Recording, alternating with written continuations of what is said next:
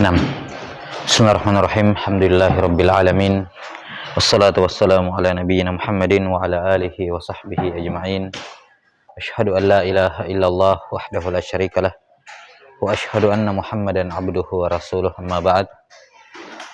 Baik, nuwasil fi syarah manzum al-qawaid al-fiqhiyah Imam Al-Baiquni rahimahullah. Kana hayyan sanata samanin wa alf minal hijratin nabawiyah. Terakhir selesai pada pembahasan apa terakhir? Fasyadzu ya, wa ma yukhalif thiqatun bihil mala. Di situ dua nuskha ya, bihi atau fihi. Ada yang fihi, ada yang bihi. Wa ma yukhalif thiqatun bihil mala fasyadzu wal maqlubu qismani ta'ala. 6. Taib, wasil. Di sini kemarin lanjutannya ya. Fasyadzu wal maqlubu qismani ta'ala. Udah Ustaz, Iqra.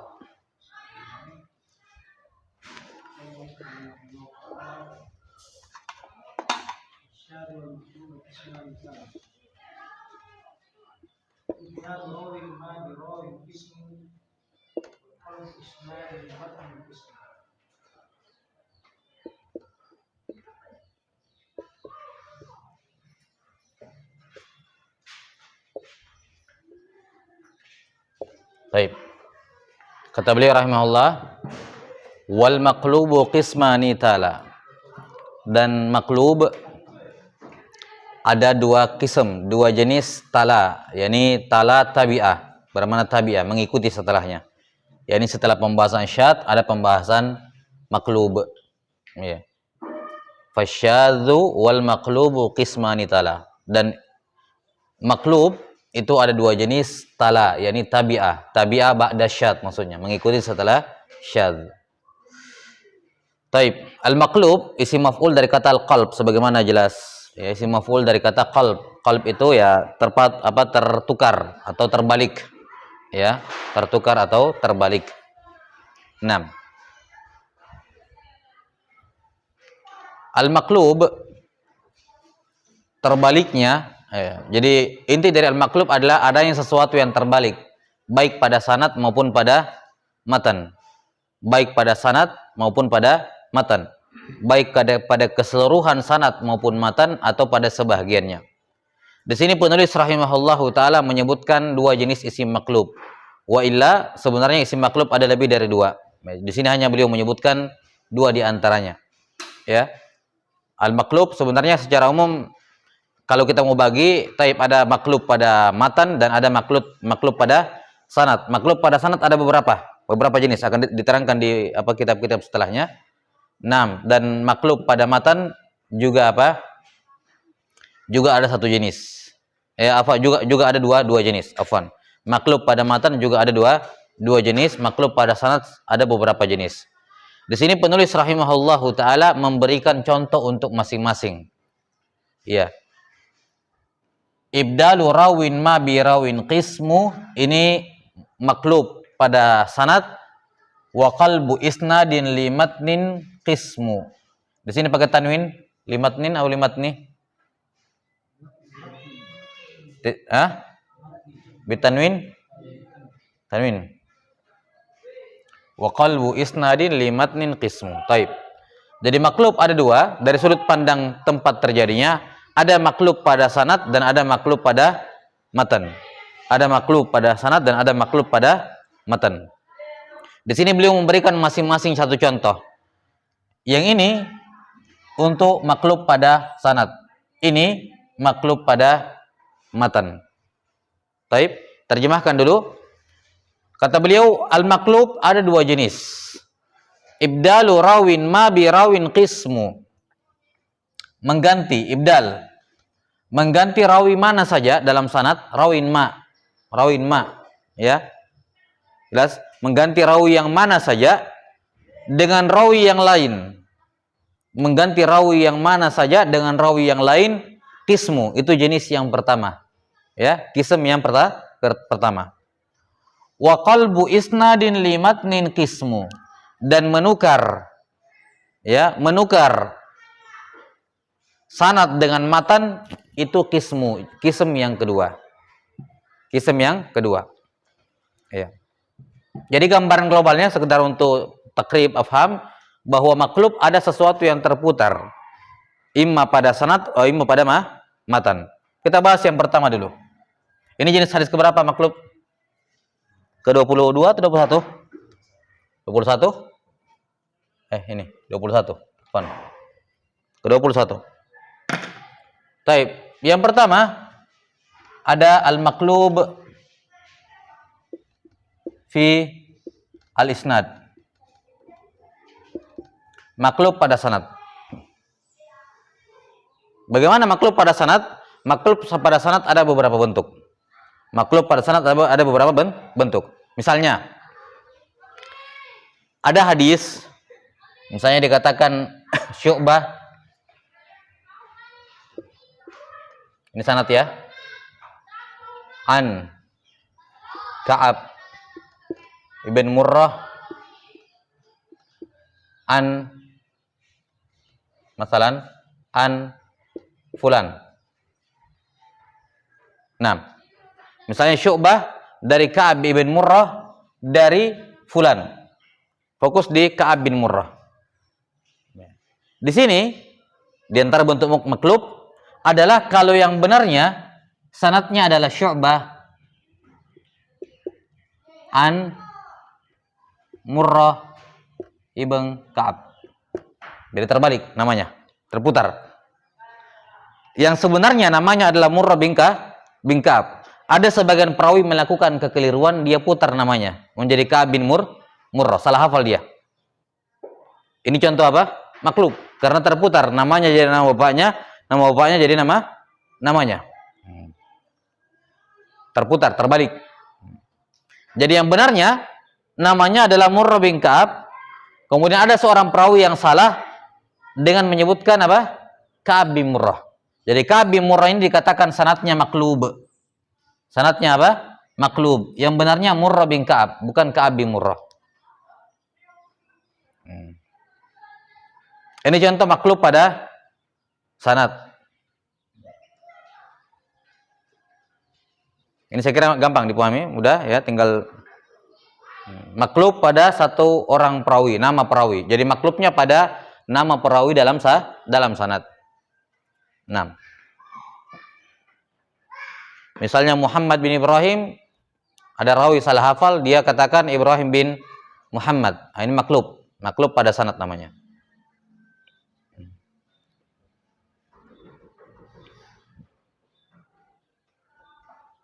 Ada bentuk lain, maklub pada sanad. Inilah yang disebutkan oleh Al-Baiquni di atas. Ibdalu rawin ma bi rawin qismu. Mengganti rawi yang mana saja dengan rawi yang lain.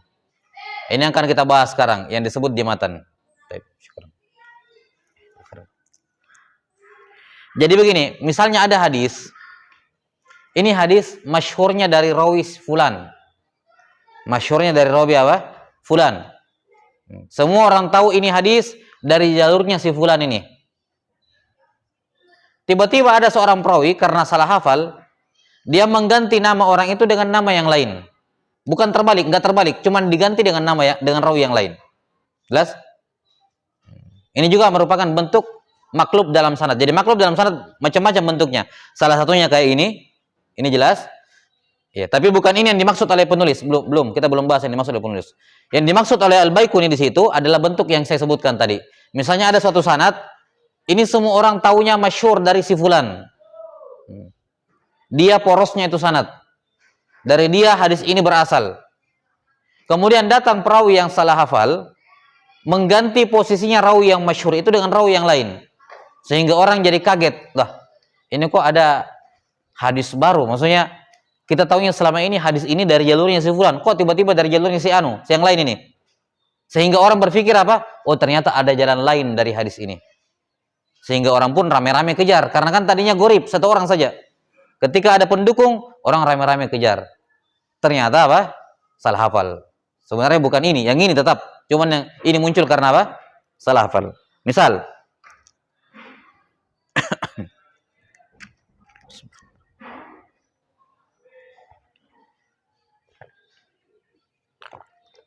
baik, contohnya ada hadis yang masyhur dari misalnya Nabi Shallallahu Alaihi Wasallam,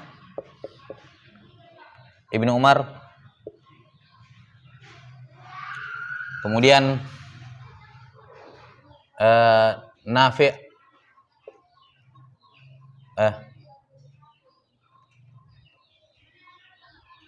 Nafi Maula Ibnu Umar dari Imam Malik.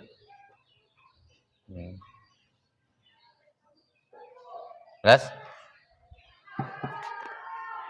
Anggaplah di sini muridnya Imam Malik Yahya Al-Laitsi. Ini anggaplah ya. Nah, ini sanad yang masyhur. Jadi ada hadis sanadnya seperti ini dari Yahya Al-Laitsi, dari Imam Malik, dari Nafi, dari Ibnu Umar, dari Nabi Shallallahu Alaihi Wasallam. Ini sanad masyhur, semua orang tahu. Misalnya hadisnya hadis A, misalnya. Lafaz hadisnya jelas. Misalnya anggaplah tentang apa? Tentang susuan misalnya. Ya, mahram dalam susuan misalnya. Baik. Hadis ini semua orang tahu jalurnya Imam Malik, Nafi, Ibnu Umar. Semua orang tahu begitu. Yang masyhur begitu. Baik. Tiba-tiba ada seorang muridnya Imam Malik melakukan kekeliruan, salah hafal. Ya, anggaplah muridnya yang lain, rawi dari Imam Malik, dia meriwayatkan dari Imam Malik dari Ubaidullah Ibnu Umar Al-Umari dari Salim afwan.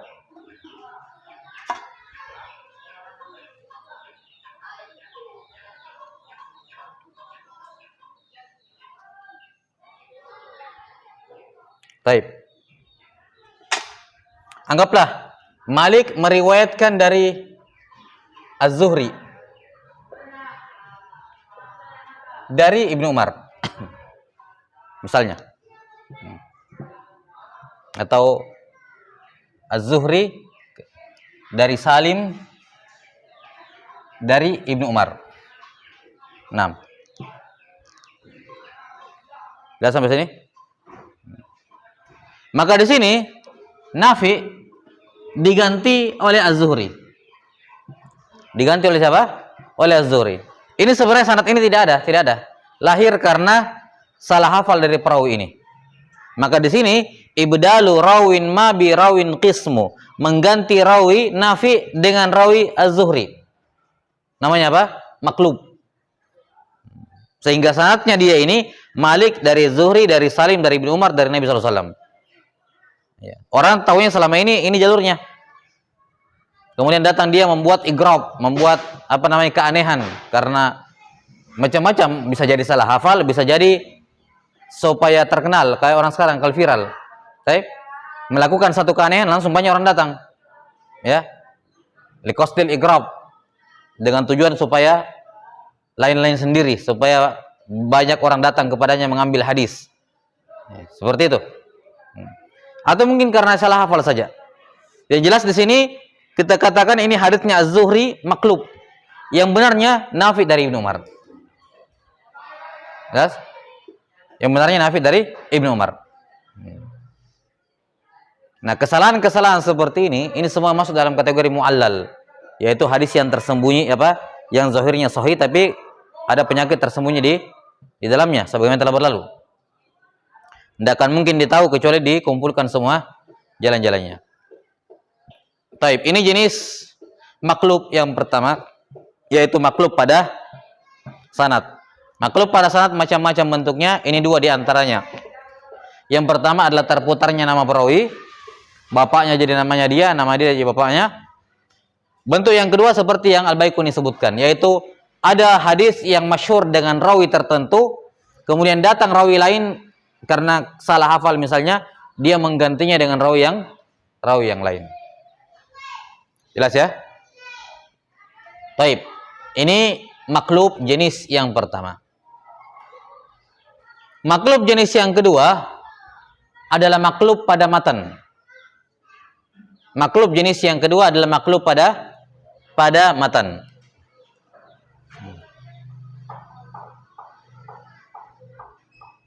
Jadi maklubnya ini terputarnya terjadi pada matan. Maklub pada matan macam-macam juga bentuknya. Maklub pada matan macam-macam bentuknya. Bisa maklub pada matan seutuhnya matan itu terbalik,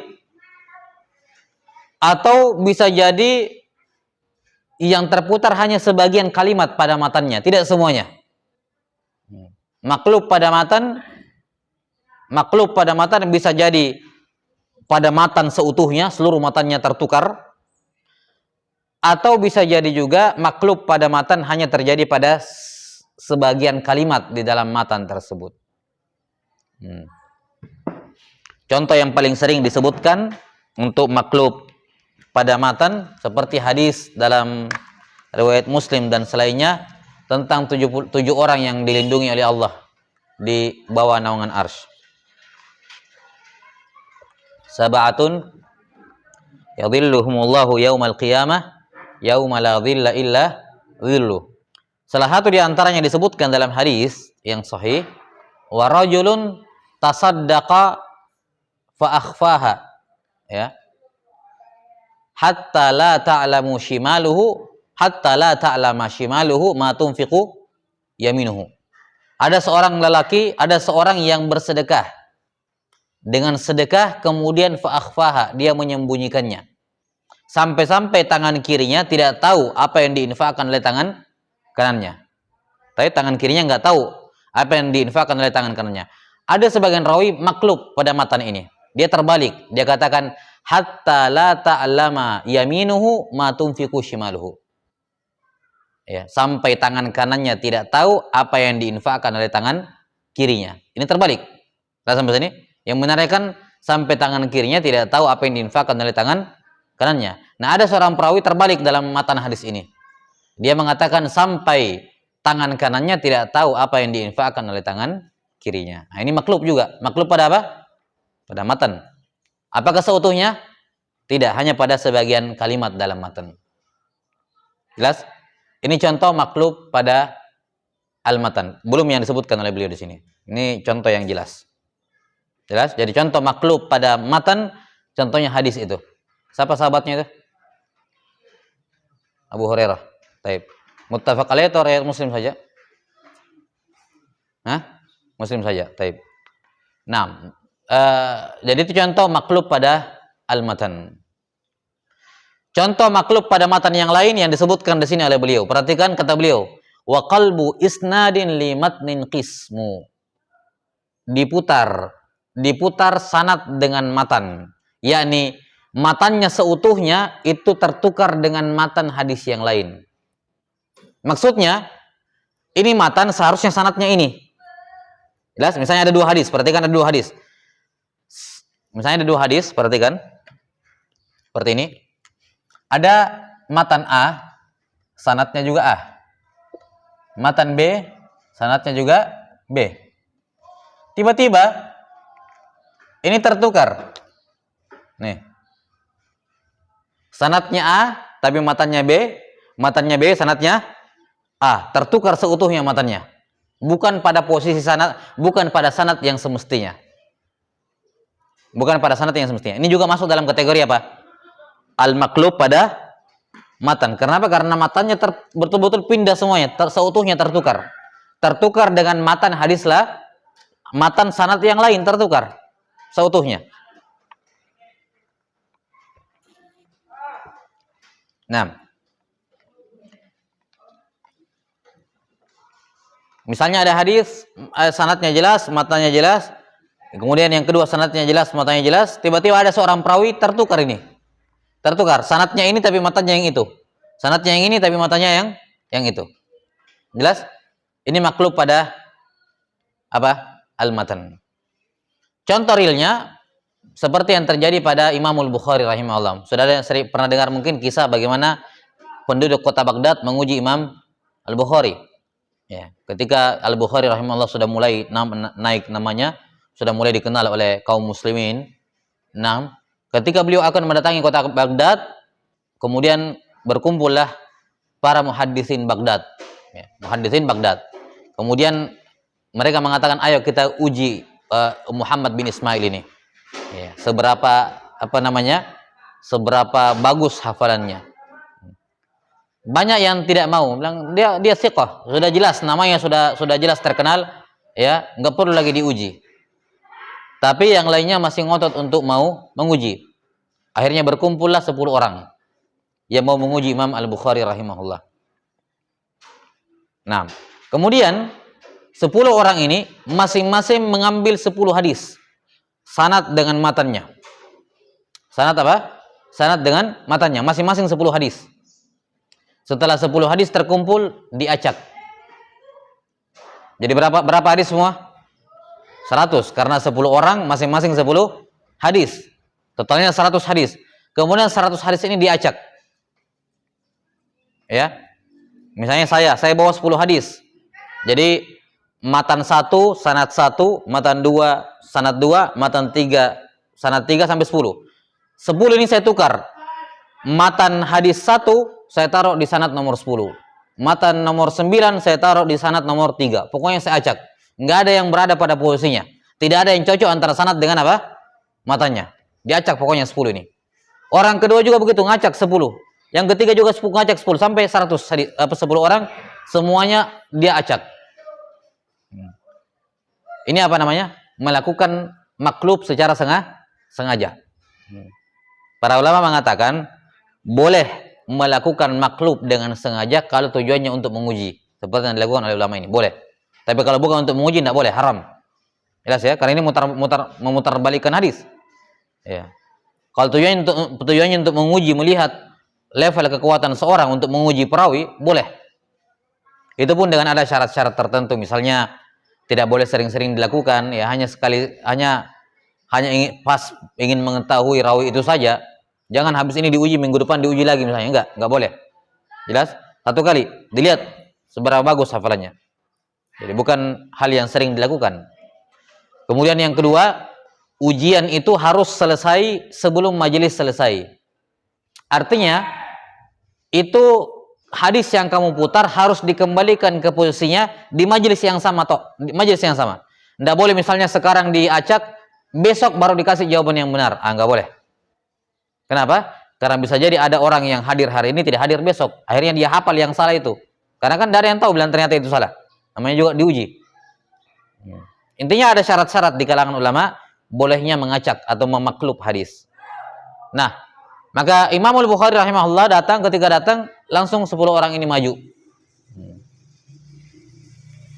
Ketika orang yang pertama membaca 10 hadis, membaca hadis yang pertama, Al-Bukhari hanya mengatakan la arifu, saya tidak tahu hadis itu. Dia bacakan hadis yang kedua, Bukhari mengatakan la arifu, saya tidak tahu. Sampai 10 hadis selesai orang pertama. Jawaban Al-Bukhari cuma satu, saya tidak tahu hadis itu. Dan beliau orang ini cuma satu kali membaca, tidak mengulangi. Al-Bukhari tidak mengatakan coba ulangi lagi, enggak. Cuma satu kali dan Al-Bukhari hanya mengatakan saya tidak tahu. Kemudian orang yang kedua mulai membaca hadis yang ke-11 sampai ke-20. Jawabannya Bukhari sama, setiap hadis la arifu, saya tidak tahu. Sampai orang ketiga, Al-Bukhari juga tetap mengatakan 30 hadis la arifu. Nah, orang-orang yang tidak tahu permasalahan, orang-orang yang awam ataupun yang jelek yang minim hafalannya, yang bukan pakar dalam ini, mulai meremehkan Al-Bukhari. Katanya terkenal, masa hadis seperti ini dia tidak tahu. Ya. Sementara sebagian yang sudah tahu permasalahan, yang sudah yakin akan hafalannya Al-Bukhari, yang tidak mau ikut-ikutan dengan menguji Al-Bukhari, mereka mengatakan arafar rajul. Al-Bukhari sudah tahu semua. Ya, sudah tahu bahwa ini semua hadis tidak ada yang beres. Wajar beliau tidak tahu, ya kan? Wajar Imam Al-Bukhari tidak tahu hadis itu karena memang tidak ada hadis itu, hadis seperti itu tidak ada. Itu buatan kan diputar. Maka Al-Bukhari shadaq, beliau jujur mengatakan tidak tahu, yang karena memang saya baru kali ini dengar ini hadis. Tidak ada hadis yang seperti ini maksudnya. Nah, setelah selesai 100 hadis, Al-Bukhari kembali ke orang yang pertama. Mengatakan tadi kamu membaca sanadnya ini, matanya ini. Ya, itu salah. Yang benarnya sanadnya ini, beliau bacakan ulang 10 hadis yang salah dulu. Ya. Jadi beliau cuma satu kali dengar dan beliau langsung hafal semua. Beliau bacakan ulang dulu 10 yang salah, kemudian dikatakan semua hadis ini 10 sebelumnya yang kamu baca semua salah. Yang benarnya ini, dikembalikan semua sanadnya ke matanya. Orang yang kedua, kamu tadi bacanya 10 begini, semuanya salah. Ya. Yang benarnya seperti ini dan seperti ini. Dikembalikan semua sanad ke matannya, matan ke sanadnya sampai selesai 100 hadis. Jelas? Nah, ini diantara bentuk maklub. Bentuk maklub dalam matan. Jelas? Bentuk maklub dalam al-matan. Taib.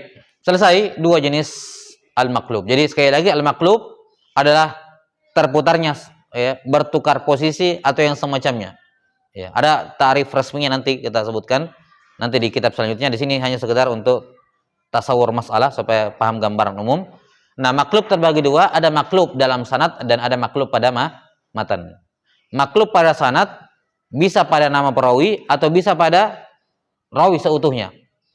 Contoh pada nama perawi seperti Ka'ab bin Murrah ditukar menjadi Murrah bin seharusnya Murrah bin Ka'ab ditukar menjadi Ka'ab bin Murrah. Yang benarnya Murrah bin Ka'ab. Atau misalnya itu ibdali rawin ma bi rawin qismu. Ya. Ini ada hadis yang masyhur dari Nafi kemudian ditukar menjadi Az-Zuhri. Maklub. Sementara maklub pada matan juga ada dua.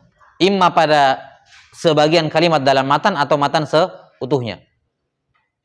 Contoh maklub pada matan yang hanya pada sebagiannya seperti hadis tadi. Hadis Abu Hurairah riwayat Imam Muslim.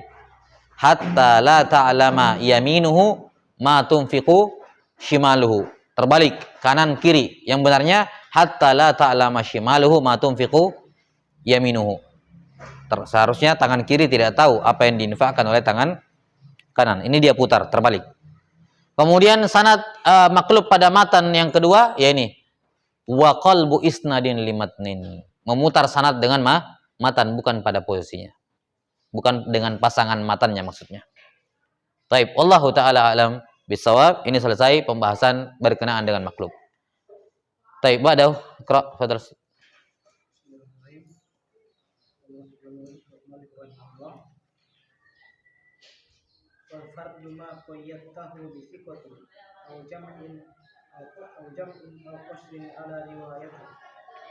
Wal fardu ma qayyadtahu bi thiqatin bi thiqati, tidak pakai tanwin ya. Ma qayyadtahu bi thiqati au jam'in au qasrin ala riwayati. Taib.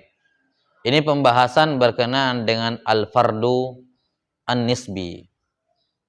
Kemarin kita sudah pelajari al-gharib. Apa itu gharib? Wa qul gharibun ma rawa rawin faqat. Itu gharib mutlak. Taib. Sudah kita sebutkan di pembahasan gharib dulu bahwa gharib nama lainnya apa? Al-fardu. Ya, al-gharib, al-fardu, al-fardu, al-gharib sama. Ya. Jelas? Yang kita bahas kemarin di bait yang terlalu, wa qul gharibun ma rawa rawin faqat, ini gharib mutlak atau al-fardul mutlak. Al-gharibul mutlak atau al-fardul mutlak. Nah, sementara yang dibahas di sini oleh Al-Baiquni pada jenis hadis ke-22 adalah al-fardun nisbi atau al-gharibun nisbi.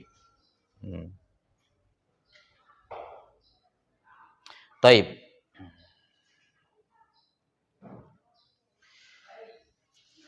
Sedikit kita tambahkan, nanti kita bahas tentang masalah ini.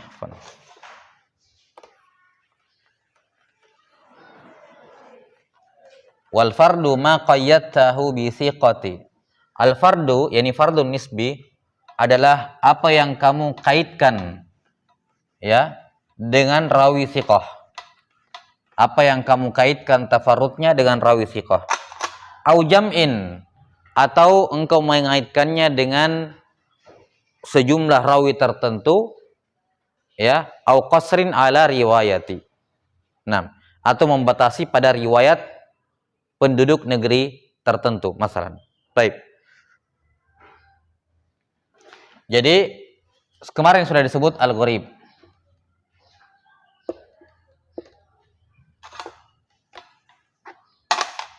Apa? Al-gharib. Nama lainnya apa? Al-fardu. Ini terbagi menjadi dua. Al-mutlaq dan an-nisbi. Al-mutlaq sudah kita sebutkan sebelumnya. Ma rawa rawin faqat. Yani apa? Al hadis alladzi tafarrada bihi rawi fi asli sanadihi. Tafarrudnya seorang perawi di asal sanad, yakni di tabaqat sahabat tabi'in. Nah, ini dari sudut pandang istilah bahwa al-gharib dengan al-fardu itu sama. Cuman dari kacamata kasratul istimal. Apa itu kasratul istimal? Kebanyakan penggunaan di kalangan ulama. Kalau mutlak mereka itlaqkan padanya al-gharib. Kalau nisbi mereka itlaqkan padanya apa? Al-fardu. Wa illa asalnya sama, cuman dari sudut pandang penggunaan kebanyakan saja.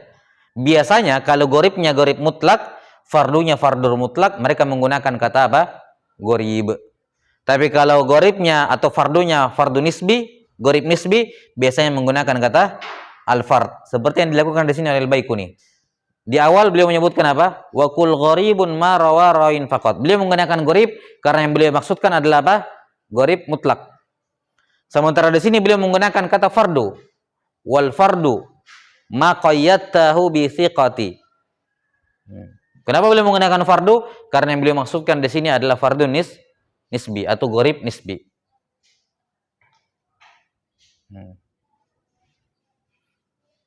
Maka asalnya kalau antum mendapati ucapan para ulama hadza haditsun gharib, ya, hadza haditsun gharib, kalau dia yang dimaksud gharib secara istilah, maka maksudnya gharib mutlak, enggak ada jalan lain hadis itu.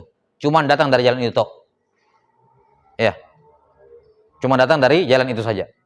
Tapi kalau dikatakan misalnya tafarrada bihi fulan tafarrud dengannya, hati-hati. Biasanya yang mereka inginkan gharib nisbi. Yani hanya tafarrud dari satu sisi, tapi sebenarnya bukan, yang lainnya tidak. Jadi dia bukan gharib betul-betul gharib, dia hanya gharib dari satu sudut pandang, nisbi. Tahu nisbi kan? Jadi nisbi itu cuman bin nisbah ila fulan, ini gharib. Tapi hadis ini seutuhnya bukan gharib. Terkadang ada hadis, perhatikan, hadisnya secara umum masyhur, tapi dari sudut pandang salah seorang perawi, ini hadisnya fardu, yakni fardu nisbi. Yakni bin nisbah ila fulan, ini hadisnya gharib bagi dia, dari kacamatanya dia. Tapi hadis ini seutuhnya bukan gharib mutlak. Dia justru mungkin masyhur atau mungkin aziz, ya. Mungkin aziz 2 jalannya, mungkin masyhur 3 lebih jalannya.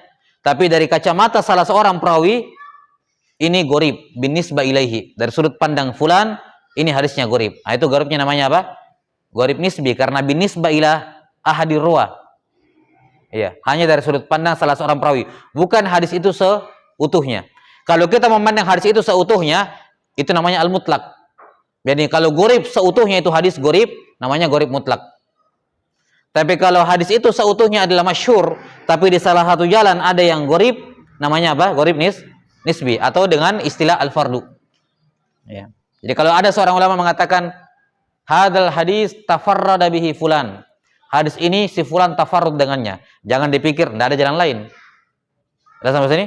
Yani hadis ini dari jalur ini memang cuma dia meriwayatkan, tapi bisa jadi ada jalan lain di atasnya. Di jalan di bawah ini dia cuma dia yang meriwayatkan. Jelas?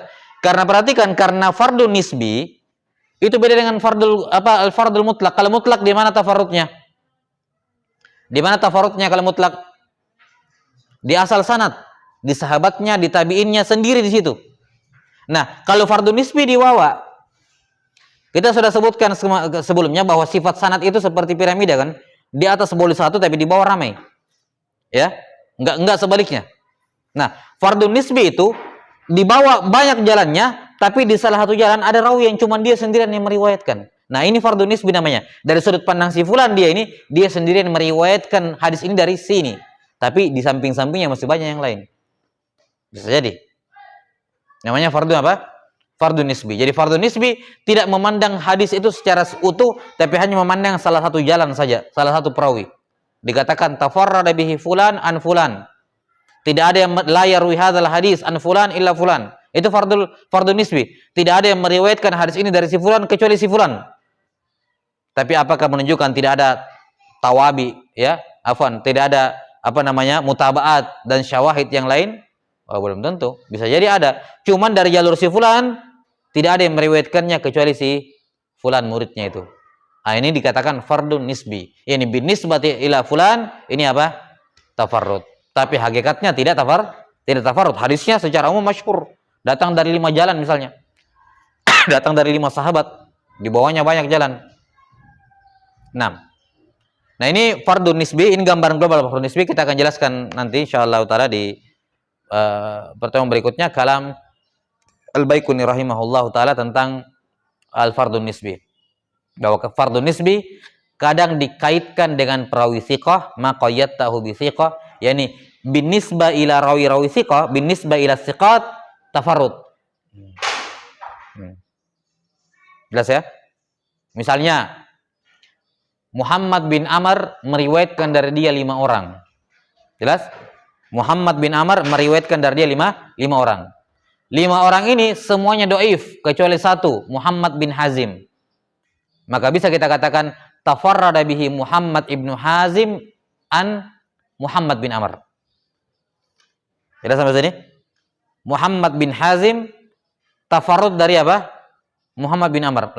Kenapa tafarrud padahal mereka berlima? Betul berlima, tapi yang 4 doif, cuma dia sendiri yang sikoh. Jadi dari sudut pandang kesikohan dia tafarrud. Jelas? Cuma dia sendiri yang sikoh, yang lainnya du'afa. Tapi pertanyaannya, apakah hakikatnya dia tafarrud? Tidak, berlima. Cuma dari sudut pandang kesikohan dia sendiri yang sikoh. Maka ini bin nisbah ila, ya. Dari sudut pandang kesikohan dia tafarrud. Itu namanya fardun nisbi. Jelas? Bin nisbah ila syai'in muayyan. Tergantung sudut pandang mana kamu lihat. Ma qayyatahu bi thiqati au jam'in au qasrin ala riwayati. Misalnya dari Jabir ibn Abdullah atau anggaplah dari Abu Zubair misalnya. Dari Abu Zubair Muhammad bin Muslim bin Tadrus meriwayatkan dari Jabir. Muhammad bin Muslim bin Tadrus ini Abu Zubair meriwayatkan dari dia 5 orang. 5 orang meriwayatkan. Semuanya sikoh. Cuma 5 orang ini semuanya penduduk kota Mekah. Maka kita bisa katakan tafarrada ahlu Makkah an Abi Zubair. Tafarrud penduduk kota Mekah dari Abu Zubair. Tapi hakikatnya apakah mutlak? Tidak, ada 5 orang. Tapi 5 orang ini dari kacamata negaranya, tempat tinggalnya, 1, semuanya penduduk kota Mekah. Berarti dari sudut pandang tempat tinggal ahlu Makkah tafarrud dari Abi Zubair. Namanya apa? Fardun nisbi. Jelas? Yani binisbah ila apa? Ila watanihim, dari tempat tinggalnya, ya, dari daerahnya. Ini walaupun berlima tapi dari satu tempat. Dikatakan tafarrada bihi ahlu Makkah an Abi Zubair. Jelas? Hakikatnya 5, sebenarnya 5. Kalau kita berbicara mengenai mutlak, enggak gorib karena 5. Cuman karena satu kota dianggap apa? Gorib nisbi. Yani semua berasal dari satu kota yang sama. Jelas? Taib. Ini gambaran global berkenaan dengan al-fardul mutlak. Kata beliau wal fardu ma qayyatahu bi thiqati. Afwan, fardu nisbi. Al-fardu yakni fardu nisbi adalah ma qayyatahu bi thiqati. Apa yang kamu kaitkan dengan apa? Perawi thiqah. Yani banyak tapi cuma dia yang thiqah. Maka kamu kaitkan tafarrudnya ke situ. Tafarrada bihi fulan an fulan. Yani dia sendiri thiqah. Au jam'in au qasrin ala riwayati. Atau sekelompok orang tertentu tapi berasal dari satu tempat. Jam'an ada banyak orang tapi apa? Satu tempat. Au qasrin ala riwayati. Atau ada seorang perawi yang qasr, hanya ingin membatasi riwayatnya hanya dari satu orang. Padahal sebenarnya banyak. Cuman dia lagi mau mengkasar riwayat, meringkas riwayat saja, malas disebutkan panjang-panjang, dia cuma sebutkan apa? Satu riwayat di antaranya, sehingga disangka itu cuma satu jalan, padahal tidak. Ya. Nanti insyaallah taala kita perjelas bentuk yang ketiga ini. Wallahu a'lam bishawab. Taib, naktafi. Subhanakallahumma bihamdik asyhadu an la ilaha illa anta astaghfiruka wa atubu ilaik.